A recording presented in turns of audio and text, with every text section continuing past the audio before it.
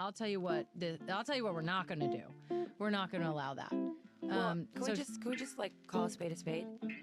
Racism has been impacting the WNBA well before this year. This is not a new for thing. Sure. This is, and in that way, I do think Caitlin's being used as a pawn. Mm-hmm. Caitlin didn't bring racism to the WNBA. This has been happening, and that I think is what's been. The WNBA stands at a turning point, and its handling of Caitlin Clark has revealed a startling rift. Just a few days back, legendary point guard Sue Bird dropped a major revelation on her podcast, subtly confirming what many fans have believed for months, that the WNBA's top brass has been intentionally holding back its most promising new talent. Fouled. 3 free throws coming as Anya Nwede. That's what's so hard about defending Caitlin Clark with her three, because you want to crowd her. You risk. From questionable refereeing to staged rivalries, the league seems more intent on shaping the story than honoring the athlete who has, on her own, drawn unmatched attention to women's basketball. This goes beyond just competition. It's about control, envy, and a league wrestling with how to manage its own rise.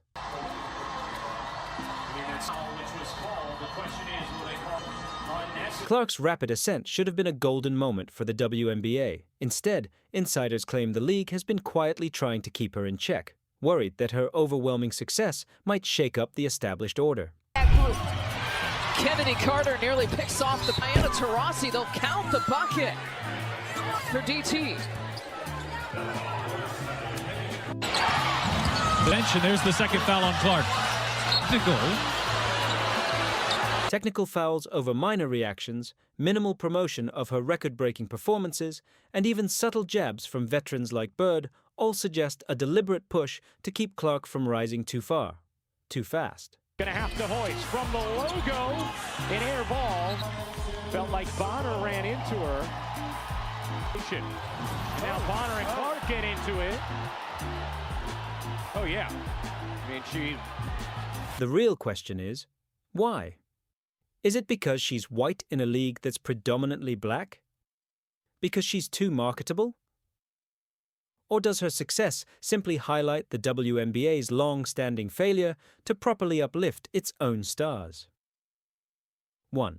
Things for sure. The league's treatment of Caitlin Clark is a controversy hiding in plain sight, and fans are making their voices heard. If the WNBA doesn't pivot soon, it could end up driving away the very audience Clark helped bring in. Don't miss this explosive breakdown. Hit like, share, and subscribe to uncover the truth the league doesn't want you to know. I mean, honestly, Chelsea didn't guard me a ton, maybe a couple times. Jackie was usually the defender that was matched up on me, or when Colson came in. And honestly, they're all really good defenders. They're physical, they're strong. The Rookie of the Year, snub that kicked everything off. When Caitlin Clark earned the title, it should have been a moment of celebration. Instead, the league treated it like a routine update, announcing it with the energy of a weather report. No press conference, no spotlight, just a dry social media post with zero fanfare. It really does, and I know he can attest to this, like when you just have one of those nights where it's just going everything, especially a record-setting night and you don't come up with the W, you know, like, man, you know, on my career high night, I had a career high that, you know, and then when we lose, I'm like, did you? Yeah, like I had a... Now compare that to past Rookie of the Year winners who were given full media tours, highlight packages, and major press attention. The contrast was impossible to ignore. The message was clear. The WNBA wasn't interested in spotlighting Clark's success. Fans caught on fast, with many calling it an intentional move to minimize her impact. And this wasn't just about bad optics, it was part of a growing pattern. You just have somebody that wants to say a couple things really quick. So hi, Coach Sides. This is WNBA Commissioner Kathy Engelbert. Do we have the team all together? Hello! Yeah, I know you guys are in Connecticut. Well, but good luck in tomorrow's playoff game. And is Caitlin Clark in the room? Yeah. Caitlin, it feels like just yesterday when I... While rookies in past seasons were given prime-time exposure and major league backing, Clark's record-breaking year was met with near silence from official WNBA channels. Even her jersey sales, which smashed records, got little more than a passing mention. The difference was glaring. Was it simple oversight, or something more deliberate? Considering everything that's unfolded since, the answer feels pretty clear. Abby Williams realizing killing time. Bird for three. So Sue Bird, maybe in her last. The league's cold shoulder wasn't just a sign of disrespect. It felt like a calculated move. By choosing not to amplify Clark's success, the WNBA made sure she wouldn't outshine its veteran stars. But in doing so, they ended up pushing away the millions of fresh fans she had drawn in. The backlash came fast, and the message was clear. The WNBA had a Caitlin Clark problem.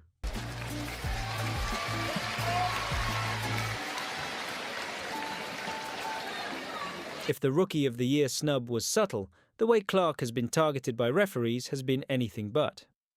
From questionable technical fouls to obvious no calls, Clark has faced a level of scrutiny that no other rookie, or even veteran, has had to deal with. You know, you have people, everybody has their opinion on who's the Rookie of the Year.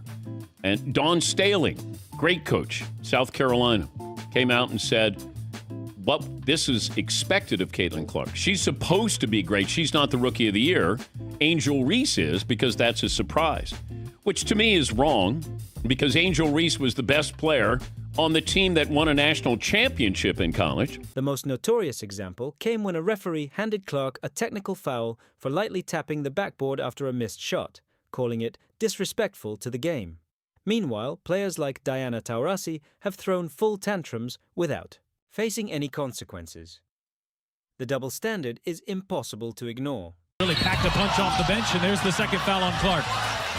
Technical. The league's defenders argue that this is just rookie hazing, but the statistics paint a different picture. Clark leads all rookies in technical fouls, despite being one of the least confrontational players on the court. Coach, maybe you could speak to that too, just about what you saw with the offense over the last half of that game as New York tried to I saw a very physical and aggressive New York team. And we know this from being a part of the game for so long that sometimes you get away with stuff when you're physical and aggressive, and they certainly did. It's a shame that officiating had such a hand in a series like this. Even more troubling, the WNBA's own referees have been caught on mic making questionable remarks about Clark. As fans began compiling these incidents, a disturbing pattern started to emerge. Clark wasn't just being officiated, she was being policed. A falter, cross court, Mulaney. This isn't just damaging to Clark, it's harmful to the league as a whole. By allowing referees to target its most marketable star, the WNBA is essentially sabotaging its own product. Casual fans tuning in to watch Clark play are, instead, seeing a league that appears intent on breaking her down. If this keeps up, those fans won't stick around for long. Brown. Final 6 seconds. Clark. Sheldon is deep. No, the follow. Sue Bird is a WNBA legend, so her recent comments about Clark are even more concerning. On her podcast, Bird downplayed Clark's historic rookie season, putting more emphasis on team play over individual brilliance. On the surface, it seemed like standard veteran advice, but reading between the lines, it felt like a thinly veiled jab at Clark's rapid rise. Bird's message was clear. Know your place. That actually has to go. That has to go. I understand why at times it's been used. It's kind of just when you're in an interview and you get asked a question, it's kind of easy to go, oh, the FIFA fan base. Yeah, what do you mean by that? That has to go. Oh, these new fans. It has to go because it's not the Fever fans. It's not Caitlin fans. That is a large group of people. Let's stick with the Fever for a second. That is a large group of people. And what we're talking about as we get into the meat of this, we're talking about the faction of that group. This wasn't a one-off incident. Other veterans, including some of Clark's own teammates, have made similar remarks, implying that she's getting too much attention. The underlying message is clear. The old guard feels threatened. Clark's popularity has highlighted the league's failure to market its previous stars, and instead of adjusting to the new landscape, some are resorting to resentment. Even worse, it seems like the league is encouraging this attitude. And then when I saw that Natasha Cloud trade, I was like, oh shit, because now we've already established Indiana made a ton of great moves to put them right at the tippy top. But with New York, they lost a couple of players. They lost Kayla Thornton, they lost Courtney Vandersloot, and yeah, they've brought, other pieces in, Isabel Harrison, but Natasha Cloud for their backcourt, it just gives them some. Bird's comments weren't just divisive, they were revealing.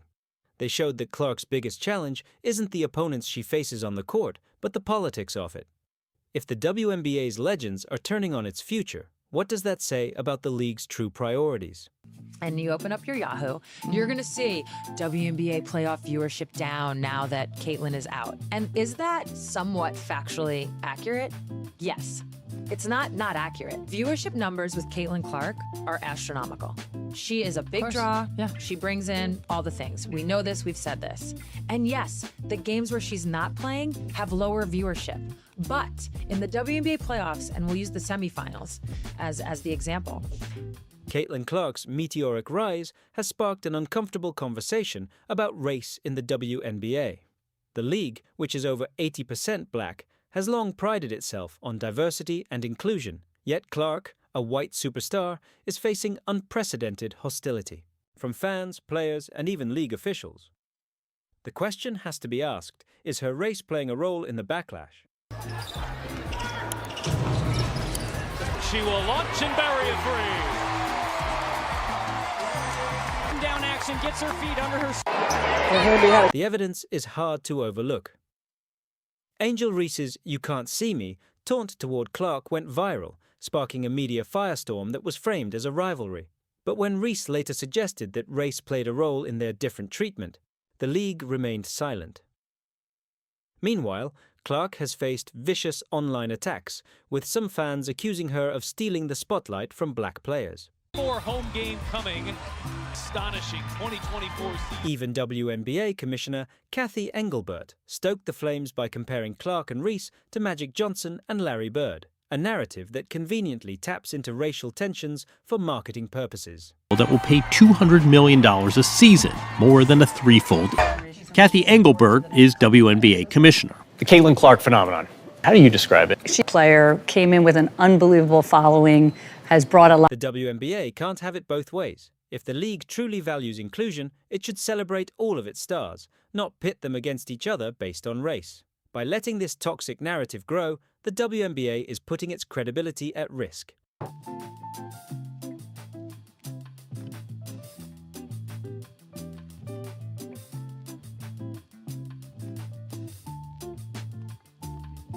The WNBA brands itself as a progressive league that empowers women, so why is it trying to suppress its most empowered player? Caitlin Clark's confidence, swagger, and dominance should be celebrated, yet the league seems determined to humble her.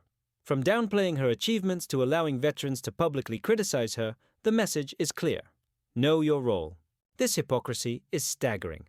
The same league that advocates for women's equality in sports is now punishing a player for being too successful. Where was this energy when Diana Taurasi trash-talked her way through the league, or when Brittany Griner became a global icon? The difference is, Clark's success wasn't sanctioned by the league. It happened organically, and that lack of control has the WNBA scrambling. If the WNBA truly believes in women's empowerment, it needs to start with Caitlin Clark. Otherwise, its messaging is just empty PR. The WNBA desperately wants Caitlin Clark versus Angel Reese to be the next Magic versus Bird, but this isn't organic, it's manufactured. The league has pushed this narrative at every turn, from press, releases to social media campaigns, framing their every interaction as a clash of titans. But here's the truth, they've barely played against each other. I think we were in the consciousness of the casual fan, we weren't worth it. It didn't matter. And I always feel like in fandom, there's three categories. There's the diehards, they're there no matter what. Doesn't matter, they are there. They're ride or die. Then there's the people that don't like it, which every sport has that. Yeah. The people that don't like it. And that's fine. I always say, women's basketball. This artificial rivalry isn't just lazy marketing. It's dangerous. By pitting two young black and white stars against each other, the WNBA is exploiting racial tensions for profit. Even worse, it's overshadowing both players' individual brilliance. Reese is a phenomenal talent in her own right, but reducing her to Clark's rival does her a disservice. PR.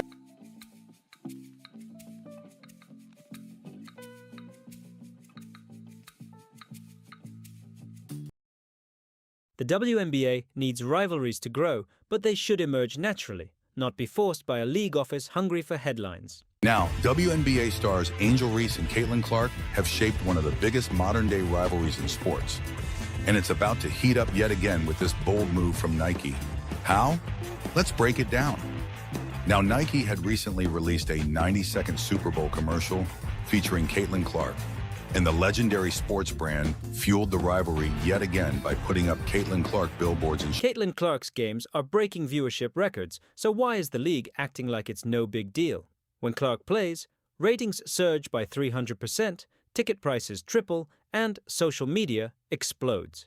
Yet the WNBA's official accounts barely acknowledge her impact, instead focusing on generic team-first content. The national television schedule, it's been released for the 2025 W season. There are 175 games you can cash on national TV and on streaming. This is the 29th year of the WNBA. We will have a record number 30. Compare this to how the NBA treated LeBron James or Steph Curry's rise. The league embraced their stardom because it understood that superstars help grow the game. The WNBA, on the other hand, seems almost embarrassed by Clark's popularity. This isn't just bad marketing, it's self-sabotage. If the WNBA won't capitalize on its most marketable star, why should sponsors? Able to secure defensive boards. LSU, an outstanding offensive rebounding team. Clark. Inner mid-range. And I think Iowa is okay giving up the mid-range. Here's Clark driving amongst active players. Clark, backdoor, Martin. Where are the veteran players publicly supporting Caitlin Clark? Aside from a few half-hearted compliments, most have been conspicuously silent, or worse, subtly dismissive. This isn't normal. In other leagues, veterans mentor rookies, but in the WNBA, they seem to resent her. Anticipated matchups in the history of women's Clark and Iowa going up against the South Carolina machine. Sonano and Saxton to jump it up. As South Carolina wins the tip. Beat Virginia Tech. 5 to shoot, dump inside. This toxic culture is holding the league back. Instead of embracing Clark as the rising tide that lifts all boats, veterans are treating her like a threat. The result is a fractured fan base and missed opportunities. If the WNBA's leaders won't stand up for their future, who will? I think everybody in the league can say that, but nobody ever let us do that. So what happened? We started to build a backbone, a little bit of an identity. We understood that in order to push our league forward, we were going to have to combat these things. And then you know what else we learned? It feels good to stand up for yourself. Caitlin Clark's success exposes an uncomfortable truth. The WNBA never expected a white Iowa girl to become its biggest star. The league spent years marketing itself around social justice and collective struggle, and then along came Clark, who just wants to ball. TikTok queen. I really enjoy watching her TikTok, so if you've not tried, check it out. Nice strong move from Boulez. She's stuck, but a great cut from Watts it out of the air. Her apolitical, hyper-competitive persona doesn't fit the WNBA's carefully crafted image, and that terrifies them. Instead of adapting, they're trying to force her into their mold. But here's the reality. Clark's appeal is that she's different. If the WNBA can't accept that, it doesn't deserve her.